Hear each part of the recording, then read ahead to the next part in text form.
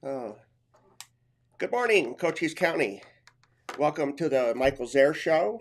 Today's date is February 4th, 2022, and I'm coming to you live from the Rising Eagle Studios at the Warrior Healing Center. And today is going to be a really interesting talk with the co founder, I guess you could say. Yeah, Uh, director of the CEO, center. Yep. director, plethora of titles. Yeah. Kathy Goodman. Her and Tim Kirk are the ones that run the Warrior Healing Center, and I thought I'd sit down and ask Kathy a few questions today. So thank you so much for joining us, Kathy. Of Appreciate it. course, Mike. I Thanks for always having love me on. I love having you on because I don't get a chance to talk to you much except for when we're out in the lobby, just doing that. So A lot of that happens here. yeah. That's one thing I love about the Warrior Healing Center, though, is all the camaraderie. You come in here, and there's just, even when people need help or are struggling or anything like that, they walk in, they're smiling faces, people here that want to help. I mean, the goal of the Warrior Healing Center is spot on to help veterans throughout our county. And and are you not getting some recognition now nationally? I know you are in the state of Arizona. Yeah, in the state, definitely. We were surprised. Tim and I were invited last summer up to Phoenix to talk to some of the senators up there. David Gowan had invited us up there, and he is the head of the Appropriations Committee. Okay. And so we were talking to him really not as much about the center, but more about some strategies, some thoughts that we had on things that the state of Arizona could do to improve situations for veterans and to really make Arizona a state that was attractive for veterans to come to.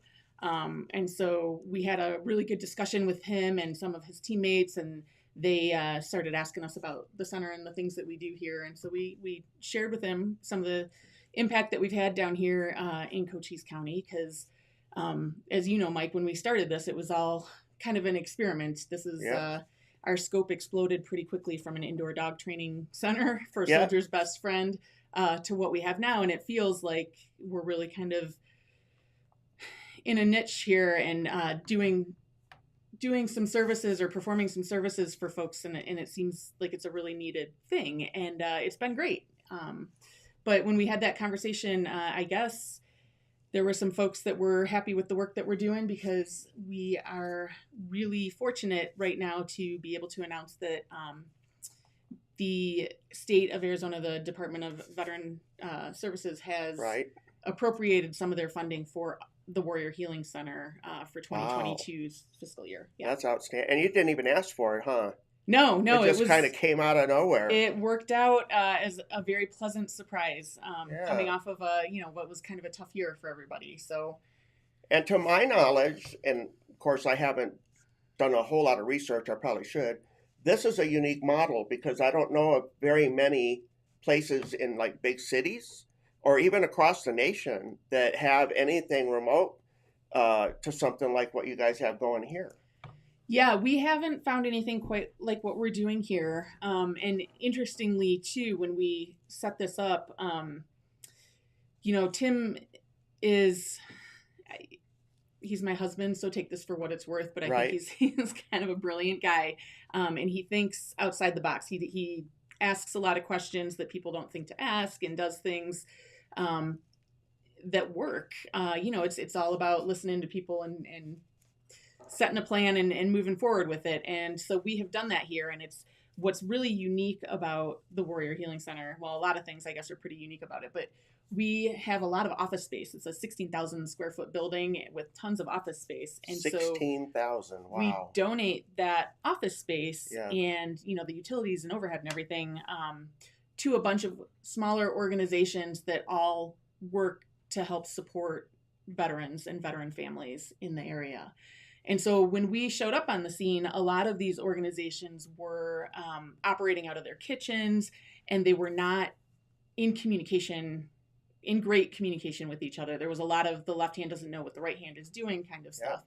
And so when we decided to open up this building for veteran service organizations, we just said, hey, if you are running a nonprofit and you're helping veterans and you're on the up and up and you're interested, come join us, because together we can do so much more than we can separately, individually, not Yes. talking to each other. And so one of the things, my background is not military, my background is nursing. Nursing, And so one of the immediate needs that I saw was people need to be able to get on the same page, right? Because we had situations sometimes where veterans in need were bouncing from one organization to another on a monthly basis, asking for resources or help, but nobody was really getting to the root of the problem to try and solve the problem so that the veteran, that family, could get back on their own feet and move forward without having a continuous need every month. And so one of the things we created was a database.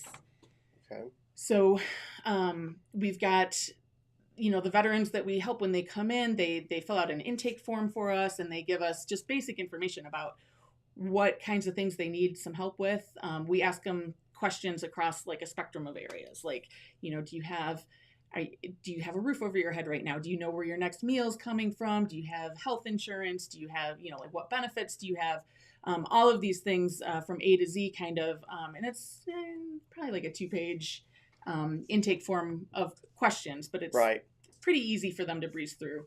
And then it gives us their contact information too. And they give us permission then to take that information and share it with the appropriate organizations that can help them, that can provide. And when they come in the center, there's a computer right there that they can fill that intake form out. But they can also do it at home. Yep, we send them the link all the time. People, you can even do it on your phone. It's a little challenging perhaps to do it on the small screen like that, but yeah, it's really nice. They can do that pretty easily at their leisure. And then, then we set up a time to meet them face to face, and they come in, and then that's where Beth, who's our chief of direct veteran support, she gets to kind of build some trust with them and peel back the layers to really find out. Because there's one thing that I have definitely learned through this, Mike, is that veterans don't generally ask for help. Nope. I think that was trained out of you guys when you were in the military. And when they do, they feel it's demeaning. Yeah. Or, they feel like that's looked down on, or shame. Or it's tough when you have been able to accomplish so many things in life, and you've been, had these roles where you just figure out a way to make it work. But then I don't know. I think there's just so many interesting challenges that our veterans face that as a civilian, I never understood or had any clue about until I came down here. I think I've probably mentioned before, I did nursing school up in Phoenix. And so I spent a semester of my clinical rotation at the VA in Phoenix, working with some veterans who were dealing with substance abuse issues. Oh, wow. And coming out of that program, my understanding as a civilian was, well, sure, there's some veterans that have some struggles. Of course. How can you go through what a lot of these folks have been through and not have struggles, right? Of course, there's veterans that are struggling. But, hey, we've got programs that help them, right? I mean, look, there's the VA, and they've got all these folks lined up and, getting the help that they need, right? And so it didn't occur to me until, I tell people I feel like I was punched in the gut when I did come down to Sierra Vista and started living the life, because I married a veteran, and then also just interacting with some of the veterans that I've gotten to know really well down here.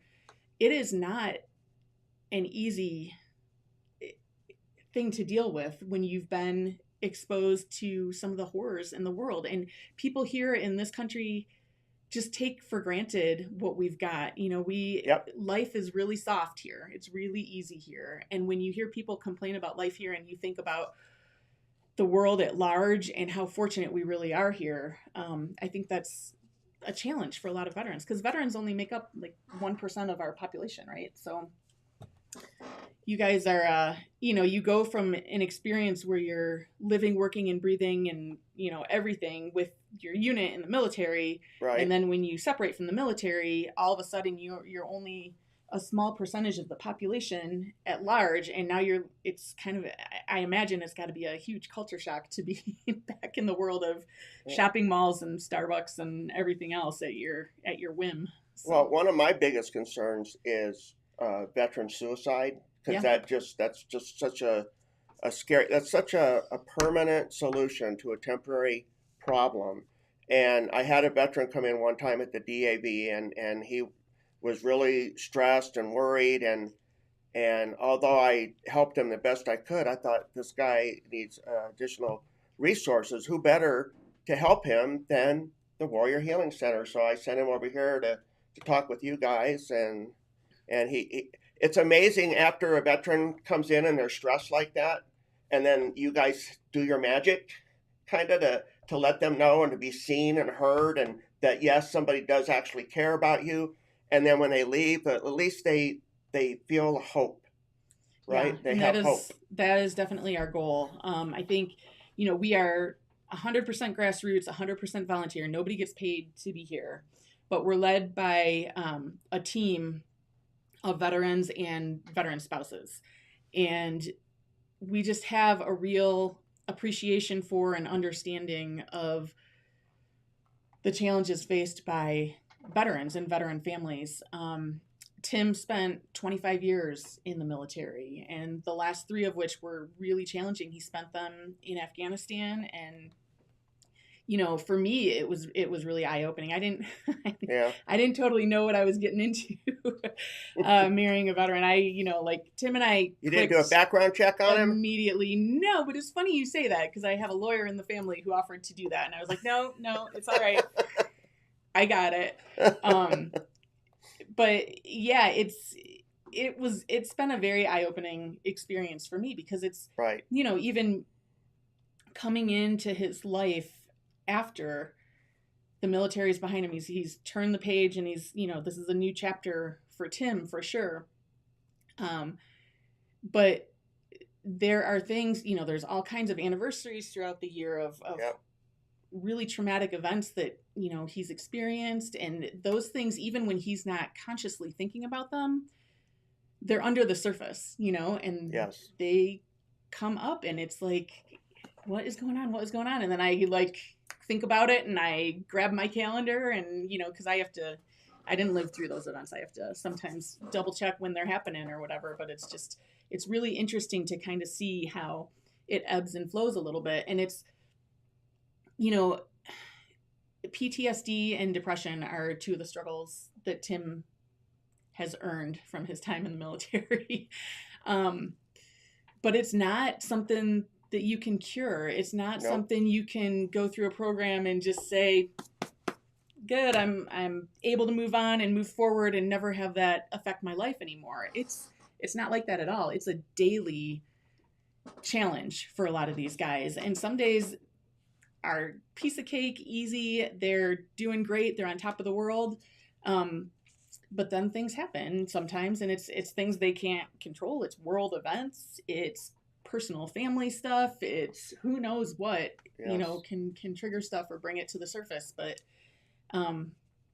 as human beings, that's how we are. And I'll tell you, it's not always easy. It takes a lot of patience and understanding and communication, and good choices, by folks that are impacted through these things. So well, one of the things that I did, and I asked Kathy's permission off camera first because I didn't want to catch her off guard and anything like that. But one thing I would love to talk to you about is being the spouse of a veteran that has PTSD, how it affects you, how it affects the family. How do you deal with that? How do you treat that? And what?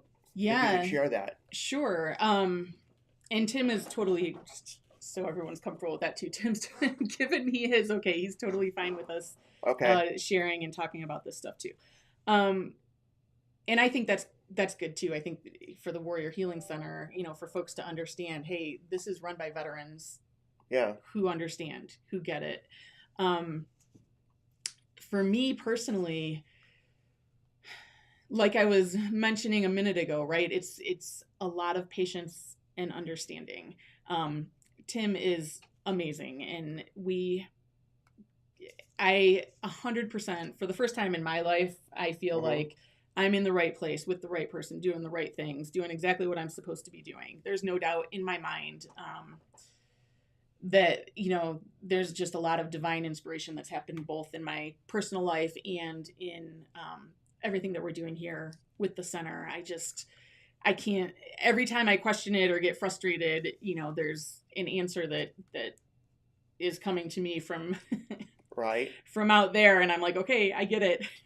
We're good, But right? when Tim is having what do you call it, a trigger or So episode? yeah, so his PTSD, he suffers nightmares. Okay. Really, really vivid, horrible nightmares. And so it's amazing to me how fast it happens too. Like literally, if he can shut his eyes at night, if he's really tired, he will close his eyes, and it's like not even 15 seconds has gone by, and I hear him, like he's talking to his troops, he's moving in bed, he's immediately in that dream state, and he's back in combat Right. arenas. Like it's amazing to me. I still can't get over that, like how fast that happens.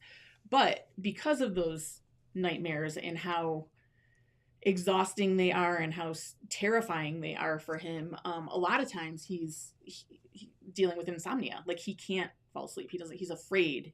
That's what it is really. He's got a fear of falling asleep because that's the last And when he thing he can't wants fall to asleep, do. I'm guessing you can't fall asleep. No, that's yeah. Right? We watch a lot of horror Uh-huh. movies in our Horror house. movies. For whatever reason, Yeah. that's what works for Tim, and it engages his brain in a Uh-huh. way that he can push the other stuff to the side. So yeah, for Okay. me, there's times where we just don't get a lot of sleep because we stay up all night binge watching horror shows, which whatever, it gives us something to do, I guess. But yeah, it's also just challenging in a lot of ways. Like I said, the patience for me, it's I've grown a lot in my relationship with him because I've always been kind of go go go go go. Like I'm an RN. I was working in IT before meeting Tim, and so I would travel. Like every week, I was on an airplane to go to a hospital in a different city. So Yeah. I would do a project for like several months at a time at the same hospital. So, gosh, when I met Tim, I think I was working with the Mayo Clinic up in Minnesota, and so every week Minnesota, huh? I'd get on an airplane and go up Wow. to Rochester. And so that's busy. And then, but it was always, we helped to implement electronic medical record systems for the hospitals. And so I was working with Okay. a team of very highly accomplished, well-educated, smart people, and we had just huge lists of tasks and things that we had to get done in order to make the system work, right? We're interacting with the users of the system, the doctors and the nurses and everybody, Right. to figure out what their workflow is and what they need the computer to do for them, and then we would customize that build so that they could do what they needed to do. But that was the stuff that was always on my brain. When I worked as a nurse at the bedside, it was nice because I would do my 12-hour shift, and then I'd have like 45 minutes where I would decompress after my Right. shift. But then I could forget it. I could go home, I could take a shower, I could go to sleep, I could whatever and move on. Working this kind of job, it was more like, oh my gosh, what do I have to do? What didn't I get done this week? What's next? What do I have to plan for meetings next week? What do I have to, it's just nonstop, go, go, go. And so it's interesting for me transitioning into this role running the Warrior Healing Center. I'm always like trying to go, go, go, go, go. And a lot of times I can't do that though at times because Tim, if stuff is coming up with Tim or even some of the other veterans that we work with, I have to be able now to switch gears and throw on the brakes and stop and address, the crisis that's happening at the moment and try to figure out how can I be supportive. Like what we're doing here is 100% volunteer, and we're doing the best we can with what we have to operate with. And I think that's awesome. We're making an impact. I want to make a huge impact. I want us to grow. I want us to be, dream. I would love for us to be replicated and be able to help people build one of these in every city, because I really think, it's all about community, and this is the solution perhaps to this horrible war we have against veteran suicide right now. But coming back to here though, that's it's challenging, because part of me is like, go, go, go, go, go, let's do this. And then I'm like, oh, wait, Tim's back here. Stop.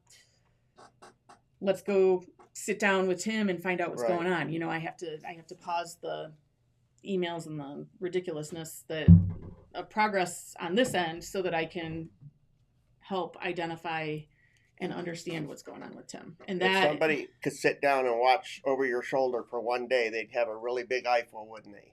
It'd be eye-opening is what I mean. yeah, I mean, to me, I keep looking at it from the perspective of civilian, right? Because like I mentioned earlier, I had no idea. Like, one of my earliest experiences here with the Warrior Healing Center was we came across a homeless veteran who was living out of his car. We met him the day before his 80th birthday. 80 years old. Yep, and he was living in his car. Yeah. And we had been looking for him for a while. We've got a buddy on the police force that had given us a heads up about him, and then we ended up meeting the mother of a Girl Scout. Actually called us up, and she said, I don't know if you can help me or not. I've tried calling all over the place, and my daughter, she met this homeless veteran, and I really want to help him, but we don't we don't know what to do. Like, he's living out of his car, and he's this older guy, and she was just selling cookies, and she met him. And so kudos to Gwendolyn and Kimberly for this, because this was a kind of a big moment for the Warrior Healing Center when we first were really getting our feet wet and dealing with this issue of homeless veterans. But she had talked to him that day and knew where he was that day. So Tim and I dropped what we were doing and drove out to the park to meet him. And that was the last day that gentleman had spent living out of his car. So that night we had him in a hotel or a motel locally here in town. The next morning, we needed to get him his paperwork. Of course, he was homeless and had been for a while and had been probably robbed at times and didn't have all his ID and all his stuff. And, we needed, first of all, in order to get him access to some of the veteran benefits that he needed, 214. We needed to get his DD 214. And Mhm. so, and he, of course, didn't want to do that. So Tim and I showed up at his motel room the next morning at about 9, and we were talking with him and convincing him, and building trust with him and just trying to play the role of social worker at that point. And, hey, we really think this would be a good move. Just come with us. We'll help you. We'll go to the VA and they'll be able to track down your paperwork for you. And that's just going to make things so much easier. Right.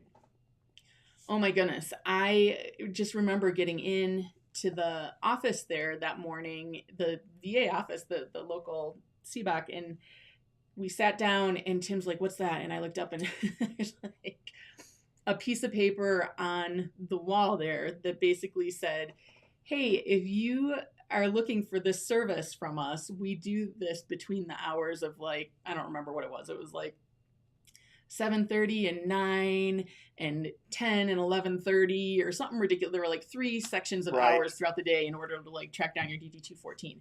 And I was exhausted at that point already because we had just spent over 2 hours, almost 3 hours talking to this gentleman, trying to get him to come with us. And we sit down and I'm looking at my watch thinking, oh my God, I swear to God, if they go get lunch and don't help us do this right now, I'm going to scream and stand on the counter, because how do you do that? It shouldn't be this hard, And of course, we've learned a lot since then. We can just go online and be able to, to access that information and put the request in for that information. But it was just amazing to me, because I was just like, this can't be real, this. But this was one of the many stupid little hoops that veterans are forced to jump through on a regular basis just to get to the benefits that they've earned. So that's why one of the really good suggestions for the veterans when they're separating from the military is to take their DD Form 214 and file it on with the county recorder's office, because that way, if they ever need a copy, if they lost it, they can just go right down to the county recorder and get a copy. So yeah, definitely. But there's a lot of folks, it's amazing to me, every day we're interacting with veterans, and there's a lot of veterans that just have a lack of knowledge about things like that. They were never told that. Or there's a lot of veterans that have gone to try and get the things that they've earned or their benefits or the things that they're entitled to, and they've been told no, or they've been told, you're lucky you've got what you've got. Like, I don't think I'd push it, because if you push it, well, then they might start taking stuff away, kind of deal. Just stuff like that. That's just And very challenging. everything now that goes wrong is blamed on the pandemic, right? So, for example, last July, I lost my DD Form 214 in the Monument wildfire. I was looking for a copy around the house the other, I don't know, sometime last year. I couldn't find it. So I went online and I filed for a copy of my DD Form 214 through military records. And that was last July, and I still haven't gotten it yet. So Wow. so that's how backed up they are. Or the Yeah, well, pandemic and then is. there I was mean, apparently like a big flood in the yeah, Midwest or something that yeah. wiped out a bunch of records, and so we've gotten that answer before too. Like, maybe that was one that was lost in the flood. So yeah, it's definitely fraught with challenges. And so when these veterans that have PTSD deal with the VA and go in and are constantly stonewalled and stuff like that, then they get a little bit agitated, rightly so. One of the great services that you offer here is a PTSD support group for both uh, men and women soldiers. I believe they meet on different Fridays, if I'm not mistaken. So the VA Vet Center, the folks from Tucson come down, and they've got clients in Cochise County. So Okay. they have an office space here that they use on Fridays. And then, yeah, there's a group that meets for them. There's a group that's a Vietnam veterans group that meets one Friday, Yeah. two Fridays a month.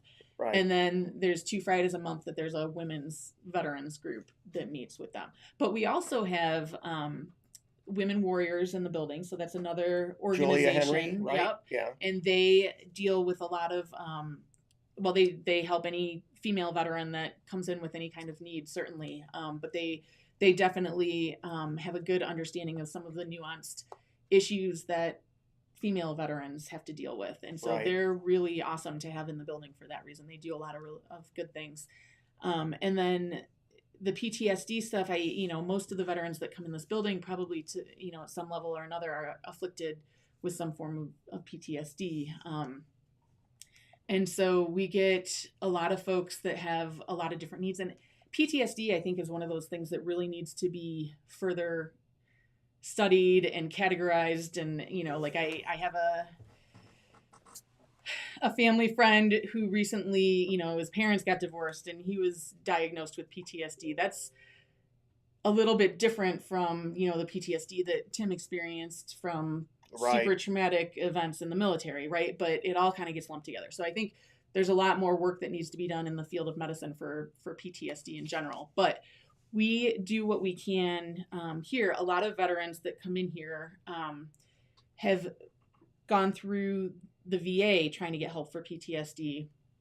And I think, the VA is a huge organization and they do what they can to help for sure. But they are pushing, what we hear from the veterans, they're pushing medication and treatment, like, CBT type stuff. And while that's great and probably does help some folks, some veterans with PTSD, it definitely doesn't help all veterans with PTSD. Correct, yeah. It's not a one size fits all kind of thing.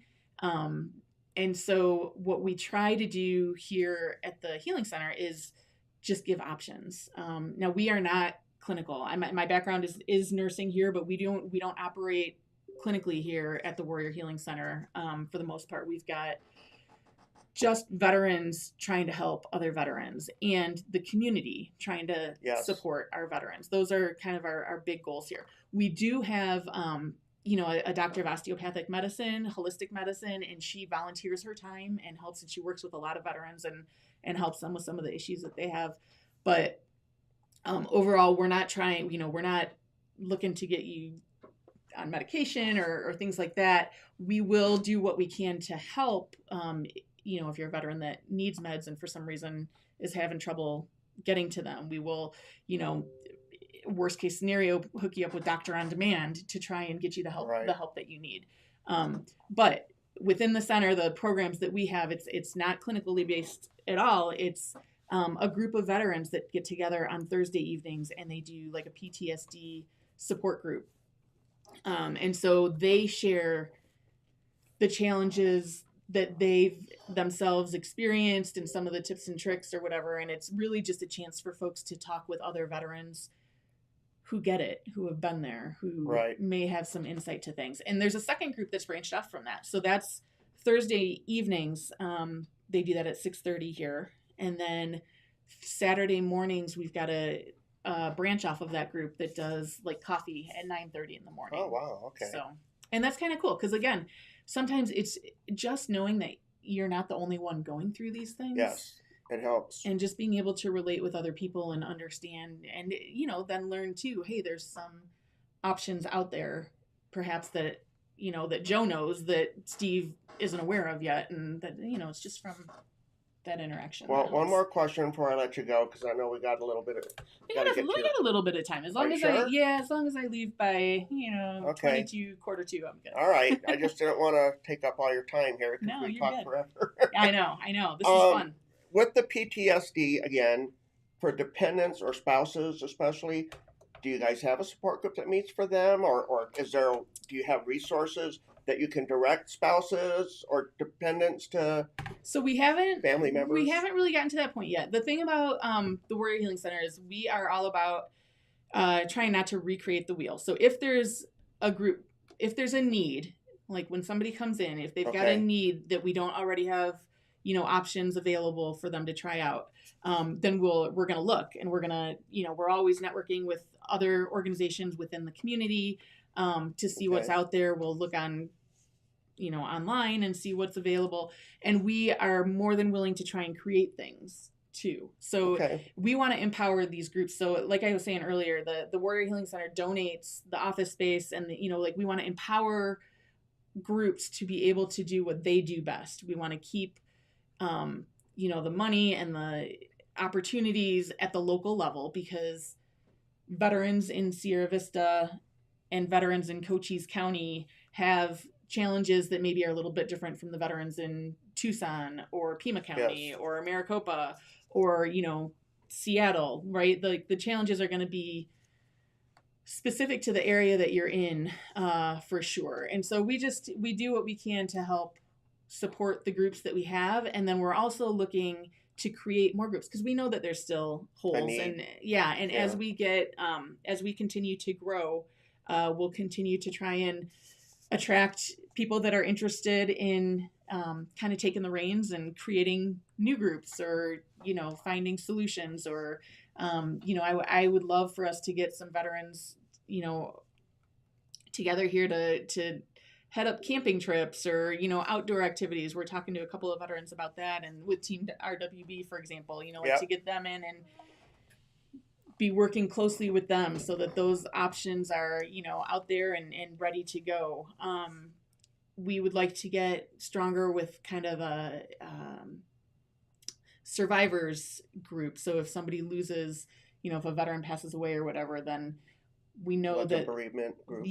Bereavement type of stuff, but also, you know, people, it's such a stressful time for folks when that happens. So trying to help them get their finances or their legal stuff in order, all that kind of stuff. You know, we want to have people that have been through it, that understand, you know, that have done it already. And can kind of walk them through the process. Exactly. Yeah. Exactly. So one of the things when I got involved here in the Warrior Healing Center, I guess it's a year or 2 years ago, I don't forget what year it was, but anyhow, I was told there was like over 40 different organizations that run out of the building. So I was like, well, where is everybody? So when you walk in the building, don't expect that all 40 or 40 plus organizations are all here in the building, right? I mean, sometimes they're away. You have to get back to them. Some of them have offices here or out in the field. I mean, can you explain that a little bit? Yeah, sure. So a lot of these are volunteer organizations. We've got, you know, like the Vietnam Veterans of America have an office here, right? Yep. Today they're out back doing a yard sale to do some fundraising. Yeah, come to the yard sale. We've got, you know, AMVETS has an office here, the Marine Corps League. So all these different like veteran service organizations have offices here, but that's not what these folks do during the day, right? Like some of them have volunteers that are able to come and hang out during the day, which is awesome. But some of them come and, you know, like they do their monthly meetings here. And then, programs and stuff. Like we offer them not just the office space, but also we've got common area spaces in the building that they can use. And so conference rooms they use to meet in. We've got computer lab, rec room, all kinds of military library that's coming together, stuff like that. So they're not necessarily, the offices are not full or active all day, every day, but some of them are. Like we've got volunteers that are here helping with things like bereavement or PTSD. Donna teaches tapping therapy. She's here almost every day. And she helps with some of the other like management of some of the cases that come through. Julia with Women Warriors is here pretty regularly. Dan, he helps people with their benefits stuff. He works like closely with DAV. He works, so that we can get people, have their claims filed and stuff initially. And then if they've got a rating that they think should be higher, they can work with Dan, and Dan will help steer them through the course to get that rating boosted if they qualify for that. Tim and I are here. Right? Arizona at Work is here regularly. Yep, they bring in a lot of veterans to the building here, and they're working to help get people employed, and they do a lot of really great things along those lines. So there's activity here right now. We've got taxes. AARP and VITA tax groups are here helping prepare taxes for people in the community at no cost. It's not only for veterans, it's for anybody. I think you have to be under a certain income, I think, in order to qualify for that. But there's information about them on their Facebook page. It's AARP Sierra Vista Tax Aid, I think. And you can make an appointment and come see them, and they'll help get your taxes prepared for you. And so they'll be here until probably the middle of May this year. So yeah, I did an interview with Ted, and we put out all the information on that. But in the comment section here, I'll try to remember to get that phone number down there, because it is by appointment. Yep, and it's actually at the top of our Facebook page as well. So if you just scroll to the top, there's usually the events for the week is up there, and their phone number. And the website, because you can make online appointments for them. So if I'm a veteran, and let's say I've never been to the Warrior Healing Center, and I walk in the front door, what's the process like to? Great question. Yeah, so you should be greeted by somebody at the front desk. Ideally, we usually we have the front desk staffed with volunteers Monday through Friday, 9 to 4. And we're trying to expand that. So we're always looking for more volunteer help if anybody out there is interested. You'll be greeted by someone at the front desk. If you've never been here before, they'll ask you to do an intake form. What brought you to the Warrior Healing Center? So you'll sign in. There's a computer right there, and you can just give us basic information so that we will be empowered to help connect you to the right resources. And that gives us your contact information and everything too. So then in a couple of days, Beth will call you. If you have, an urgent, emergent need, you can certainly let the person at the front desk know, and you can indicate that on the form that you get as well, so that we can make sure that we're not letting anything sit for too long. But we do kind of prioritize them, based on what the need is that comes in, and then Beth will reach out and schedule a face-to-face appointment for you. And so then you'll come in and you'll get to meet Beth, and go from there as far as trying to figure out what we can do to help whatever the need happens to be.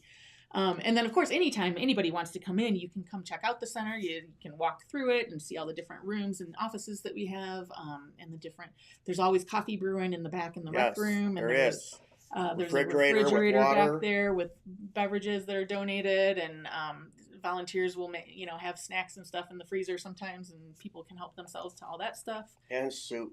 Today is Soup Friday. Yep. Yum, yum, yum. Yep. So I think they're doing roasted red pepper soup and mac and cheese today. Oh, wow. So it should be good.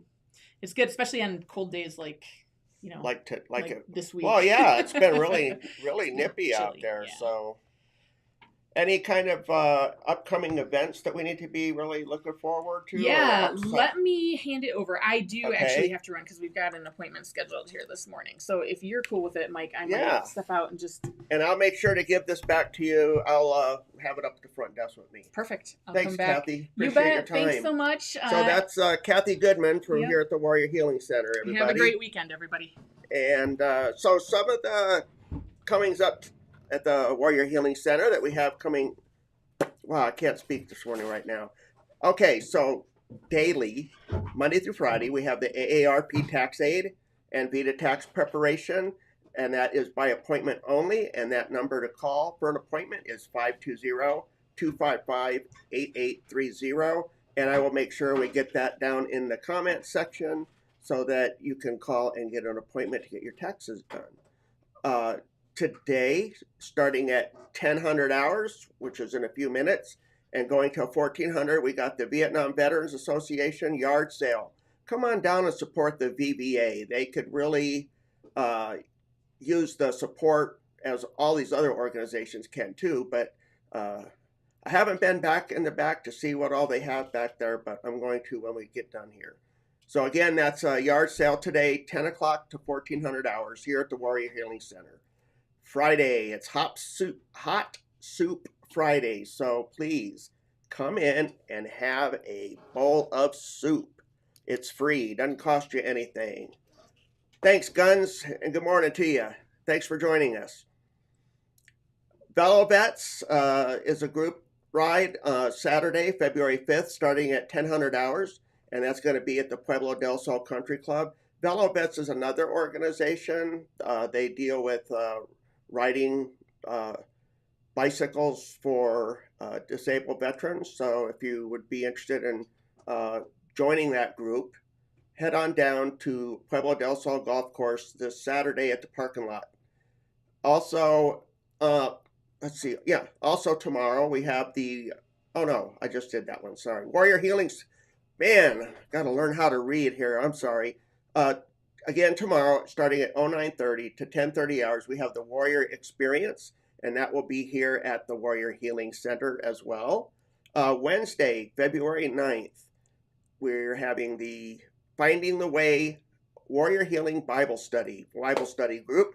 And that's going to start at 10:30 on Wednesday, February 9th, going to 11:30.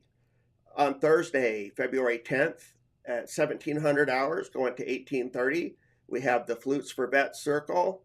And also on Thursday, starting at 1800 hours and going to 1900 hours, we have the Cochise Linux Users Group Ubuntu Hour.